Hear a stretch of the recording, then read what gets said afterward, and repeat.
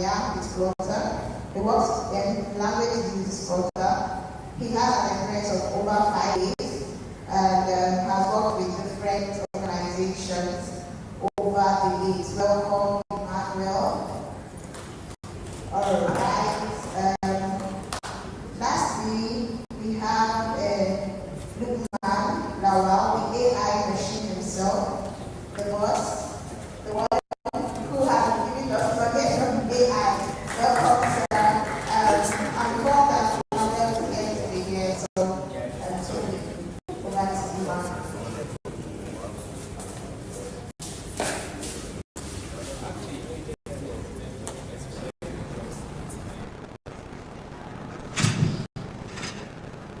Okay, wow. Hello everyone. Good afternoon. How are we doing today?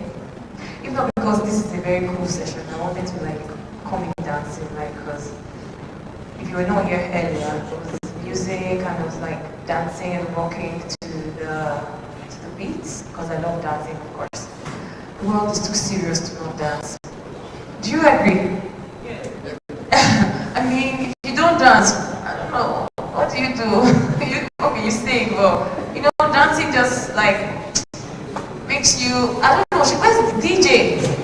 I think I want us to dance because I feel tech people, they say you guys are always too serious, you guys are always moaning and stuff. This lady looking at me, she's smiling, and I'm like, okay. Are you a tech person?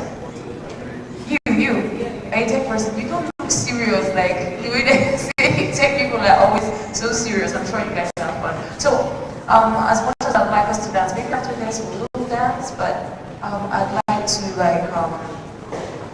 give my panelists the opportunity to talk about themselves a bit. And you, please. Good afternoon, everyone. My name is Ediolua, and I'm an entrepreneur, but I'm also a UX person, product designer. I've been a product designer. Actually, I've been a UX designer. Let me say UX design for over 10 years. Okay, so now that's the football. There's the football age, and there's the real age. So I've been in product design. I'm saying product and UX design because product design became more, pushy recently. But it was UX design, and I've been in that for over 10 years. But the football age is 6 years because I started focusing more on product design. And yeah, I'm also an entrepreneur, a co-founder of TR Brand. And what we do is we help founders to just visualize their dreams. So one of the things we do is a lot of founders, they go to India, sadly, to develop their products. So we have solid guys here. And so what we help them do is come up with their MVPs, help them visualize what an MVP is in the shortest amount of time to help them save money, So yeah, that's kind of what I do, and that's a little about me. Wow, thank you very much. Okay, so I will be passing the mic to Lukman. So hi everyone. Good morning. My name is Lukman. I'm a software engineer and also a machine learning engineer. So I've been in the space for 5 years. So basically practicing, building web apps, mobile apps, and also building when it comes to large language models, artificial intelligence. So thank you. Okay, that's all. I thought you were going to say quite a lot of things. Okay, so I was talking to Lukman today, and I was like, okay, how do you want me to introduce you? And he was like, I'm nobody, I'm just a software engineer. And I'm like, you are important. People see the front end, but they will not see what happens on the back end. But we all will agree that for anything to succeed outside, it must first succeed behind the scenes. So that means that the back end is more important. No, the back end is not it's more important, but it is what makes the front end appreciated more. Because if you not if I do not prepare now, if I do not do my research or do whatever it is that I need to do, I will not be able to sit down here and start talking off the mic. Because I'd basically be shivering, staring at everyone because I'm seeing different people thinking that everyone's looking at me like, who's this person? What's she going to say? Who is she? Why was she? Who gives her the right to visit down this chair in the first place?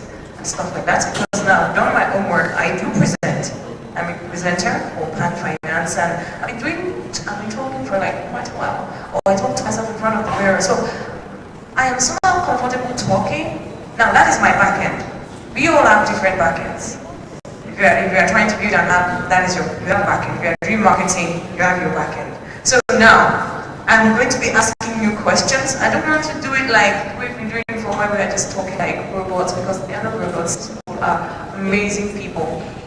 And this topic that we're going to be talking about, it's very, very important because it's about user experience. So now, let me be reading what we will be discussing today. User experience design in the mobile area. Sorry, let me say this again. Every day we learn, right? User experience design in the mobile era, crafting, engaging, and intuitive interfaces. So, look, man, I'll be asking you the first question. What key principles should be prioritized in UX design for mobile apps in the current digital era, especially considering Nigerians' diverse user base? Okay, so when it comes to Nigeria, we talk about diversity. So because Nigeria, we have people with different culture, ethics, background, and one thing we look at is trust. Most of our users, our customers, or builders, or people who are using our product, they are more of simplicity. We have to prioritize our content. Content prioritization is one of the principles which we look at when you're doing mobile apps, or basically web apps. The other thing is performance optimization. So where we talk about code splitting, we talk about lazy loading, we talk about modification. So basically these are principles which engineers or builders have to put up in their product while they are trying to build solutions for our customers or for their users. So like one of our speakers said in the panel session, we are not building for ourselves, we are building for specific people. We are building for specific users. So we need to understand their needs and give them what they want. So that is when it comes to user experience in regarding Nigeria. So these are principles developers or engineers should kind of implement or put in while trying to build their apps. And also another thing is about building progressive web apps. So Nigeria, we have I would not say we have I would not say we are backward, but we are still moving on. Because looking at our internet connection, we don't have, most of our users don't even have, good internet connection, fast internet connection. We should try to, build apps which are kind of that require less storage. So, and progressive web apps, I have very good examples, which we can pick up while building. I was talking to a customer about building a progressive web app. So like, I've never heard of that before.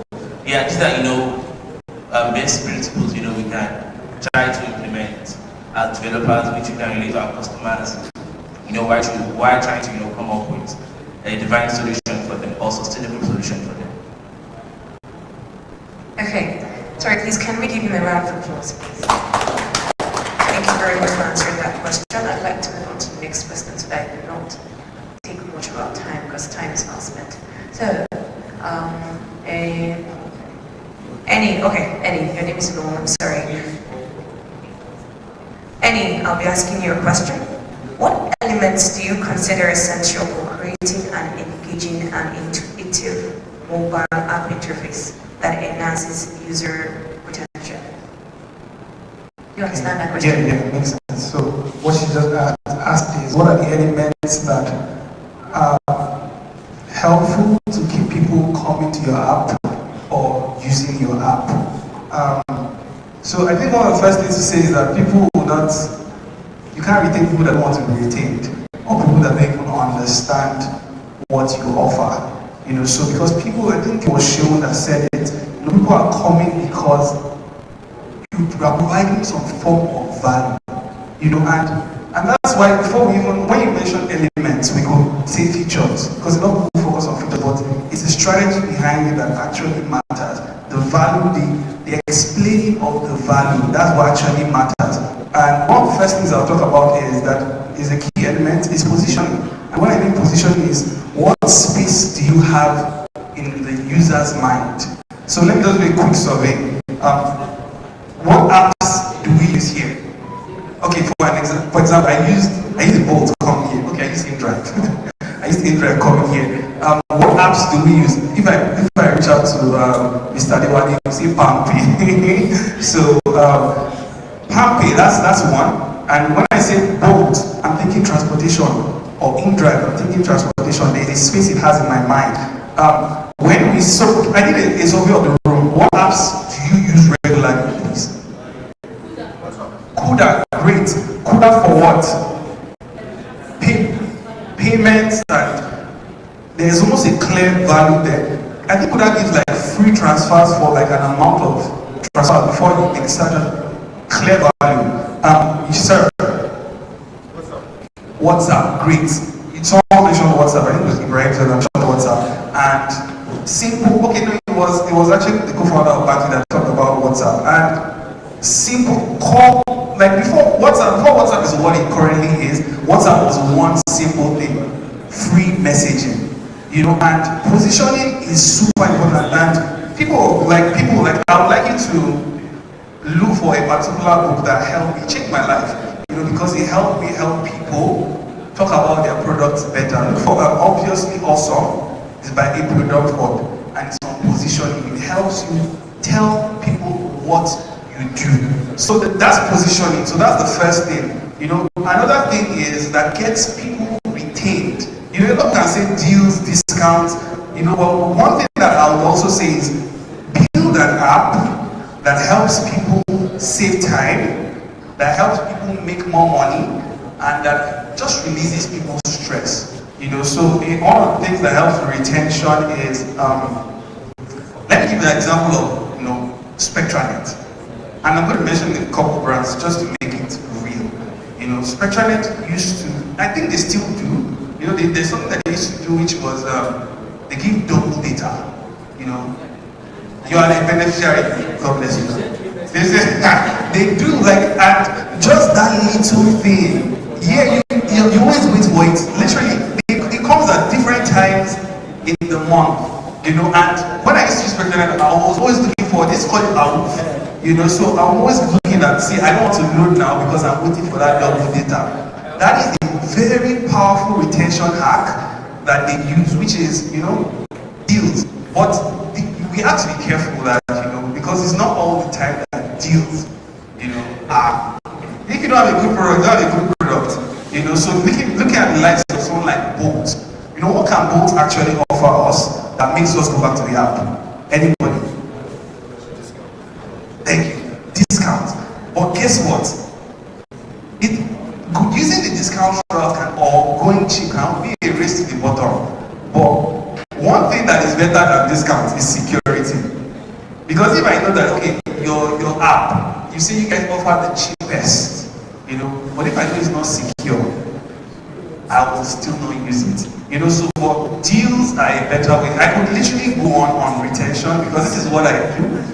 What is positioning and also offering. Okay, I think I should mention something before I hand the mic. Ibrahim mentioned it, and it is a sense of, making people feel better about themselves and making people let others know what they feel about themselves. How I mean is, he mentioned PiggyVest. PiggyVest report card is a great retention hack, and not just retention hack, getting people to know about PiggyVest, because you are letting people that, hey, I saved 1 million, this year. I have an A score. Another app that a lot of people didn't mention, but you like to use it, is the Bible app. Bible app, there's an interesting thing that is the streak. and at the end of the year, people will be like, 360 days out of 365, right? So roundabout, so thinking in life, like, what can I build into my product that will make people proud of, of themselves, or also making people proud to showcase the app that this is what I'm doing. So relax. Thank you very, very much. Thank you.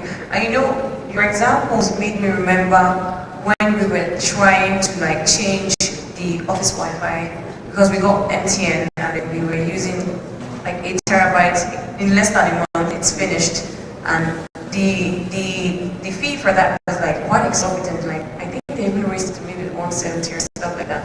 And then my boss was thinking, okay, let's get Starlink, because everyone is talking about Starlink, and then we get Starlink, and then we take it outside the window, we take it upstairs, we take it everywhere. But still, we're not getting the connectivity that we want, because we're it's facing the sky. I'm like, this is the sky here. So it's supposed to connect. Are we supposed to take it to the top of the building? Now, it made me remember that eventually we had to sell it, because it became redundant and useless. We just bought it. And the funny thing is that after we got it, I think maybe there's something that was built into that, into the Starlink, that made them know, okay, this is not a residential area, this is a company area. And so the fee, the exact amount we're supposed to pay for data was increased, even more than what MTN was charging us. So we're like, what is the point of using Starlink instead of? So we just had to sell it out, go. So it's not, if you are going to build something, make sure that it's easy for people to use. If I'm trying to fill something, fill a form or do something, and it's taking too long, I don't have that time, and maybe I don't even have that patience. I'll just leave it. Or if I really, really want it, then I can stick to it. But what if I don't want it and you need me, or you need my money, or you need my referral? Because free referral is still referral, free marketing is still marketing. He was talking about piggyvest and the likes. If I see, oh, I've managed to save 1 million this year, I'm like, hey, I've managed to save 1 million this year. And I'm telling my friend, and my friend has been telling me, oh, I want to save. Now, because of that, she trusts me that, okay, stop it. Now, she's going to want to do it because of, 1, trust. 2, I've done it, I've achieved it. And I've collected my money. That means that, okay, Topi can be trusted. These people can be trusted. So if we're going to build anything, it has to be built with the users in mind. Do they like ease or do they like stress? I don't even believe that anyone likes stress. You like stress. Sister, you're too beautiful to not call. So, do you like stress, sir? Nobody likes stress. Everyone wants something that is easy. And that's why, okay, I talk on and on, but I will not want to do that. So, Lukman, I'm going over to you. Your question is, how do you approach accessibility in UX design to ensure inclusivity? Oh, I got that right. Inclusivity for users with varying abilities and access to technology. Did you understand, or should I read it again? Yeah, it's fine. So when it comes to accessibility, we talk about inclusive practices, that allows no barrier in accessing the product. So imagine when you have a mother, carrying a baby with one hand, and she also wants to operate a mobile phone. So this is where accessibility comes in. So we have when it comes to accessibility, we classify them into people with physical disability. We talk about situational disability. We talk about socio-economic restrictions. So meaning we need we're trying to build solutions for people. We should always look at how can they have access to our product without having any issues, easily, without any problems. Also, when it comes to accessibility, we talk about following the guidelines. We have different web accessibility guidelines. We talk about the content must be precise, the content must be precise. We talk about it must be understandable. The user must be able to understand, what we are trying to, insinuate to them, or what we are trying to show them. And also, we also talk about understandable. So we are basically four principles, but these are guidelines which we need to follow while trying to develop solutions. So I forgot to ask, please, do we have any developer in the room? If anyone building softwares? Oh wow. Okay. So these are basically principles which developers or software engineers need to follow while while they are trying to build their products. So that's all. Okay, wow, that was interesting. Okay, I'm not a software developer, so there's no way that I can actually start talking about what you just said. But is that? No, I'm not asking. I want to contribute. Okay. So I do backend for Instagrams, revamps and likes, and opportunity to see quite a lot of things. Now, there's this alt text they write when you want to post a picture. When you go on the backend, you have to describe the picture. Maybe for those people with disability, or the reason why I'm saying this is because of the whole inclusivity. I mean, Nigerian and Yoruba ladies are somehow difficult. So inclusivity. Okay. Now Instagram managed to put that because they are trying to include everybody. They're not just doing it for people that have eyes. They're now trying to think about what about those people that cannot actually see. And although I'm trying to think, how will someone that does not have eyes see this thing? Well, that is, they know how they do it. Maybe there's a phone for the blind or something, I don't know, or maybe there's a way that those people can actually use those type of apps. But the reason why I brought that up is because these top brands are actually putting these things in place. If you have a business, I'm also a business person, if you have a business and eventually you're going to have or create an app for it, you have to think of everything, your target audience, those that can afford it now, those that cannot afford it now. Okay, they may not have the money now, but they can have the money later. You have to put everything in place so that you don't always go back to add things to it. You have to make sure that from the get-go, everything is put in place. The keynote speaker was talking about MVP, and I remember that's minimal viable product, right? Now that is when you do that at first, you're sending it out to everyone, and like he said the first one they sent took quite a long time before they could even respond. That means that okay, maybe the users were not finding it easy to actually work with that app, so they have to still go back and work on it. So, okay, what are the flaws in all of this? Okay, so I'm talking quite a lot. Okay, Annie, back to you. Okay, your question is, how can UX designers ensure that mobile apps resonate with Nigeria's cultural context, languages, and user behavior patterns? Okay, thank you. So to reiterate the question, how can I should reiterate. No, I'm trying to break it easy for anyone that might have missed it. Okay. Is how can, and how I understand it, we are sure on the same page. How can UX designers develop in a way that people, Nigerians, let's speak Nigerians, right? with the app. Yeah. So one of the first things, which might seem a little off tangent, is customer service. And when I mean customer service, a place where people can communicate with the customer rep. So I'm talking maybe a lot of apps, it can be chat boxes. And the reason why I say this is Nigerians don't like giving people their money. That's just true. Recently, I work with a lot of, I pay for domains, pay for different things, and sometimes maybe I make a mistake. Maybe I purchased a domain that was, maybe instead of any, I missed an E, and I paid for the wrong domain. I'll literally start palpitating. Oh my goodness, my money has gone.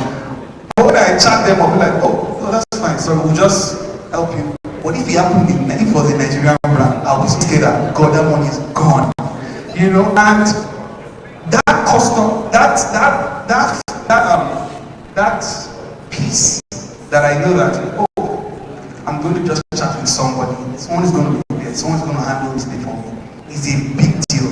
And I truly believe that if you are even trying to be the conductor, do you know that if you just do customer service well, I feel like you have a bigger edge. Just customer service, because you see a lot of people that are scammed online because of nobody's responding to their Twitter messages. Nobody's responding. Like just that one in the Nigerian context, you will do way better. So that's one. The second one I think is very important is to understand the Nigerian people. And people that have actually understood Nigerian people, like when I traveled that I found out that people don't do pay with cash. Like when you do this Bolt and Uber, they don't pay with cash over there. But it's because Bolt and Uber and all these guys came and saw that Nigerians are not just going to swipe any card, they're not going to do anything. And they came up with pay with cash.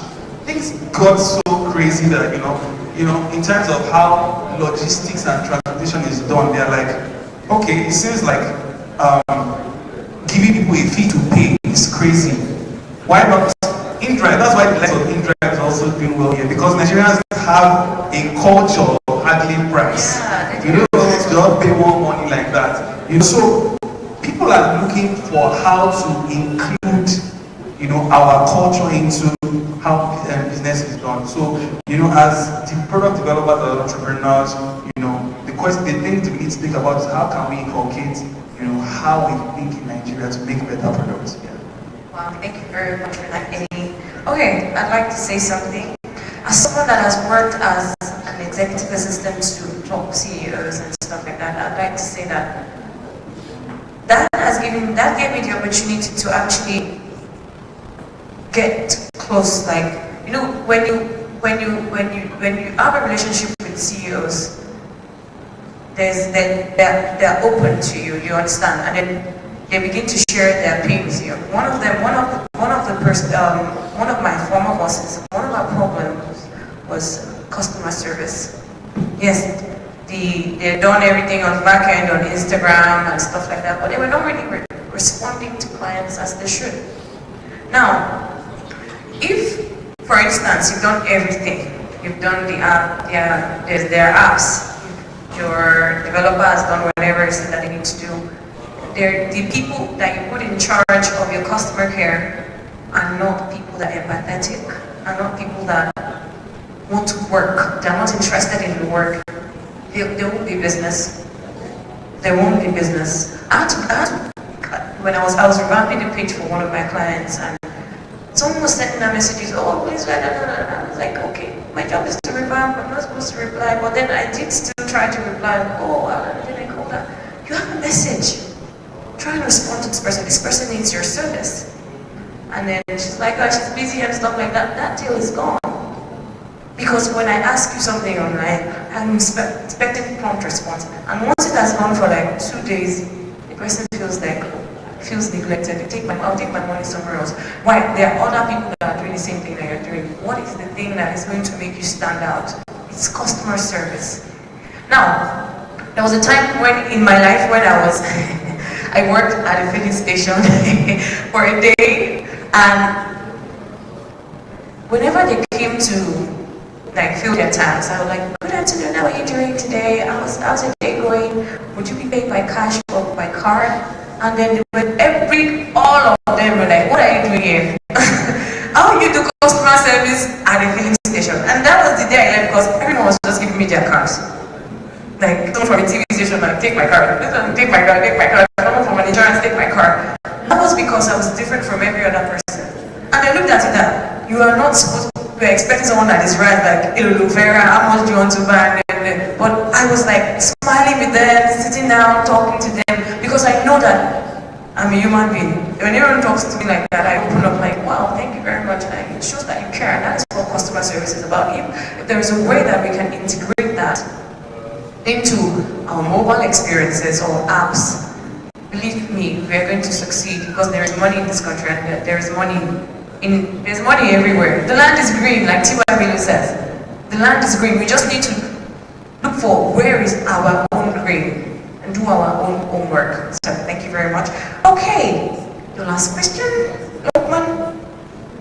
How is artificial intelligence and machine learning influencing UX design in mobile apps, particularly in creating personalized user experiences?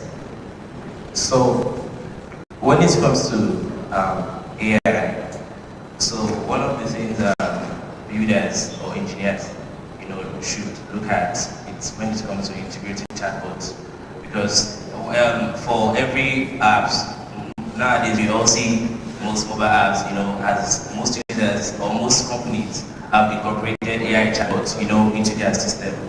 Well, basically they serve as, virtual assistants, to their customers, So one of the things we know we use or we will encourage developers or engineers is when it comes to latency.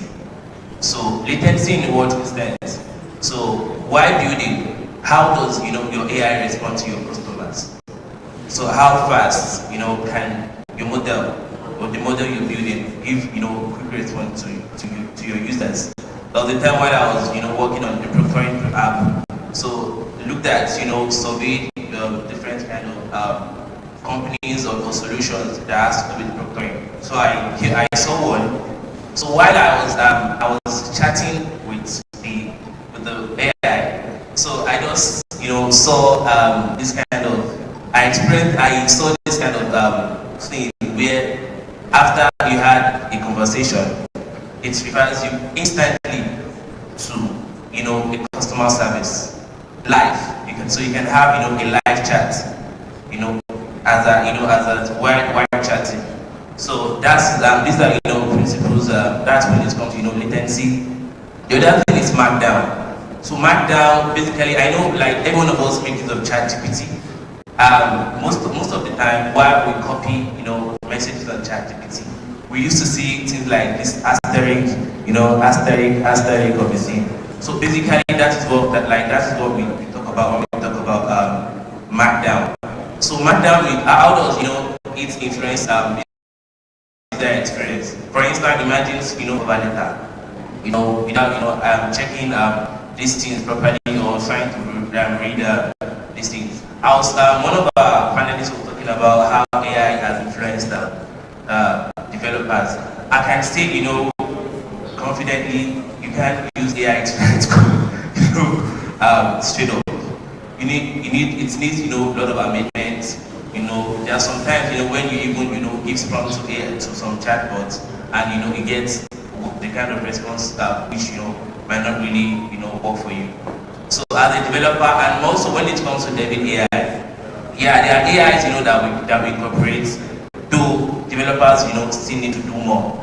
We need to do more when it comes to amending the code and trying to fit it into what we are doing. So what made me there was when we were talking about markdown. So markdown in what way?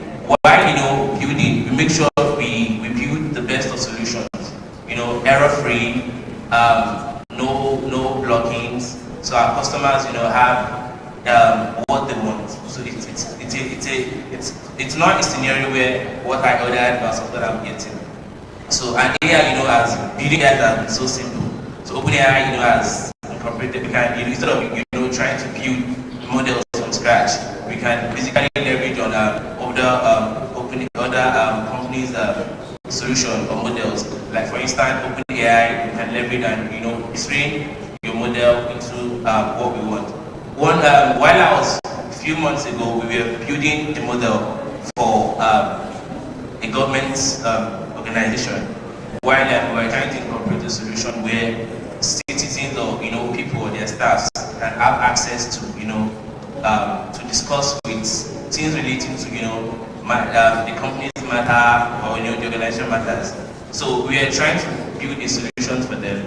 While we are building, we noticed that most of what we are trying to build, it requires we trying to feed our AI with data regularly, regular data, feeding into data, and these are principles which is less expensive because we are leveraging other people's solution. Like 2 years ago, I was watching a video when they were talking about building models from scratch, where someone was saying for open OpenAI, I think it cost around $30,000 for ChatGPT 3.0, while for 4.0, I think it was around $60,000. So these are things which we experience. Though we can build ours from scratch, which we are also encouraging most of the startups or upcoming people, to look into. So leveraging this other business model is also fine, but which is also something that I feel people or organizations should look into either sooner or later. So thank you so much. Thank you very much. Please can we give him a round of applause? Wow. Okay, so before I take his last question, I'd like to tell you that I'll be giving an opportunity to two people to ask questions, one for him and one for him. If you'd like to, okay, I don't know, woman, what do you want from me? For God's sake, please allow me to do my thing. Please, can I make my character stay away from here? Because you see her and I'm like, okay. If you'd like to ask questions, okay, one person now. Okay, they can ask questions. Yay, thank you. Okay, so please, you can write it down or... Okay, Andy, your last question. Are you ready? Tell me, are you ready? Okay. Okay, so what advice would you give to upcoming UX designers in Nigeria who wants to stay ahead of the curve in crafting engaging mobile interfaces? Okay, thank you. I love this question because UX is what I do, and I think as UX designers, one of the biggest privileges ever, literally, because it's almost like building a house. Architects are some of the most important people because everything you see in any building was because an architect actually did those lines, said this must not cross this place, and everything has to come together when they build it. That's the same way it is for UX designers. Every back button, every home button, every shipment button, settings, everything was designed by somebody. And there was a very important thing that when Quinn asked the question of technical skills and soft skills, sir, I don't know your name, but you said something very powerful about, it's not just the soft skills, it's about the critical thinking behind it. And to thrive as a good UX designer, one of the biggest things I can tell you to learn is to learn how to be a user. Learn how to be a user in incorporating experiences, because literally user experience is called user experience. Everything in your life can be a user experience. The moment I climbed on this stage, how I sat down, how I'm looking at the crowd, how I engaged and I asked a survey, every single thing, even the fact that I'm looking at you, is an experience. It's literally an experience, and that is user experience. You need to learn how to be a user. When you watch a video on YouTube, and you didn't want to watch the video before, now you are 3 minutes in, and you're like, wow, I've just watched 3 minutes. What did this person do? What did they see? What was their hook? What did they do that made me stay on this app? So begin to visualize yourself as a user. You go places. And I think another thing I would like to say is, be a student of research, enjoy research. But beyond research, one of the things that you need to learn is, because as designers, we sleep on the dribble, the hands, and all those good stuff. But just because a design looks beautiful doesn't mean it's functional. It might look nice, but when you put it, can you give a not so learned user? And that's why I appreciate when OP or Alright came. Alright, yeah, OP and all those guys, when they first came, like they were using bikes, in Lagos. The app was so easy to use that you were seeing just random guys drive bikes. You say, where are you going to? Okay, this is your map. Many of them could not use the map, understandably, but it was useful. So beyond using the likes of dribble, the hands, there's a website called Mobbing, and Mobbing is for a lot of designers. They show you how the flows of real apps are. So I don't have to download an app, I don't have to download, Temu app, I don't have to download the OB app to be able to see how designers are solving the problems. So beyond beautiful interfaces, learn how to do functional work. Yeah, so that's it. Thank you very, very much. Thank you very much. Please can I give a round of applause? And finally, to add to that, I'd like to say that the key to anything, to start anything, is to first believe that you can do it. If you don't trust yourself, no one's going to trust you. If you do not believe in yourself, no one's going to believe in you. Why? Because you need to convince people. Or if you've not convinced yourself, how are you going to convince people? They want to be able to buy into a vision that you've bought yourself. How much have you paid into that vision?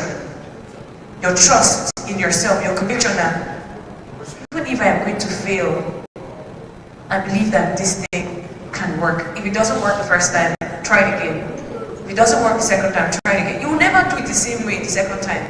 Like I used to draw in secondary school for people. But the first time I draw, the second one is different from the first one. I'm like, why is this first one beautiful than this? Or why is the second one more? But the more you keep doing it, the more you keep improving. You just have to first believe that you have something that people want. You first have to believe in yourself. So whatever it is, the first back end is you.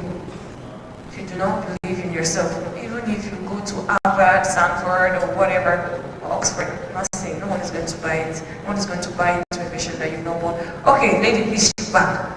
Please, you look like a policeman. Please, can you carry this lady away from here? So, are there no questions for these people? Nobody's asking any question. Did you ban of people and tell them to not ask questions? Yes. Okay, so I want to say thank you very much to my panelists. Thank you very much. Thank you very much. I really did enjoy the session. It was like, because I'm actually thinking of some things to see camera. So thank you very much. Yeah, let us take it well.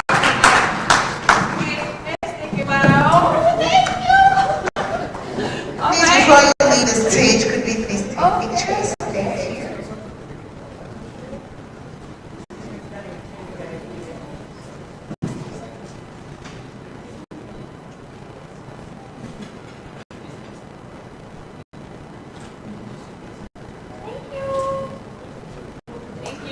All right. That was awesome. He said, and your last said, visualize yourself as a user. I think that's really powerful because in providing any solution, you need to visualize yourself as a user to properly understand the user's pain point.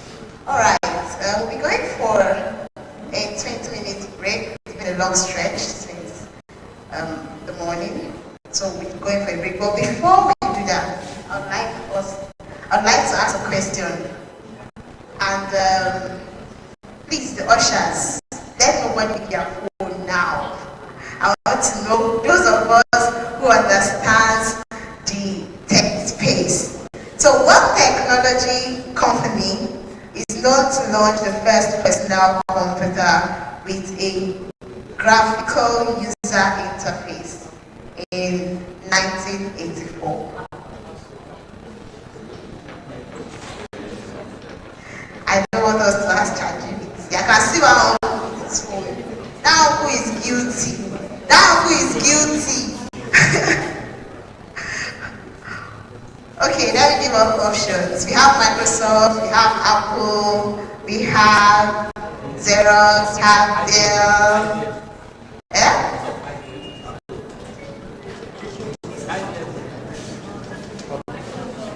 They said Apple, they said IBM. Okay. Graphical user interface. What did you say, Dami? GUI. Let's not more now. You know the answer with your full chest. Just say it. It's what? With Apple.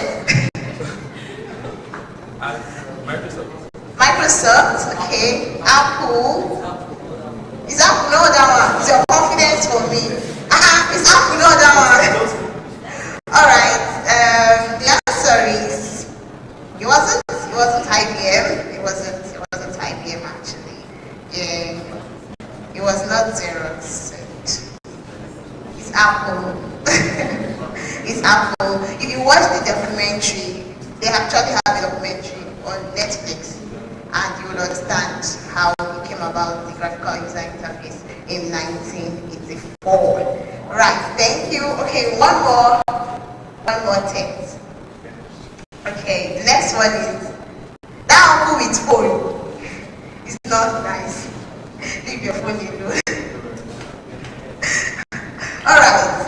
Which company's mission is to organize the world's information and make it universal? Ooh, that's it. That's the answer. Alright, so let's take a 20-minute break and 10 minutes break, and we'll come back at exactly 1:50. 1:50. Right, thank you.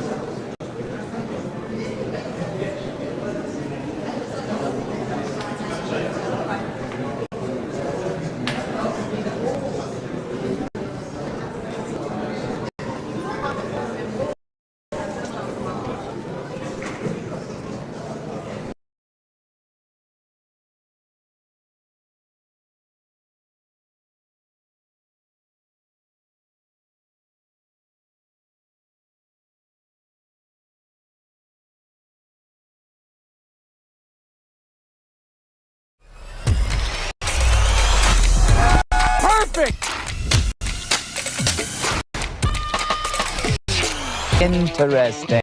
This is wild. Wicked.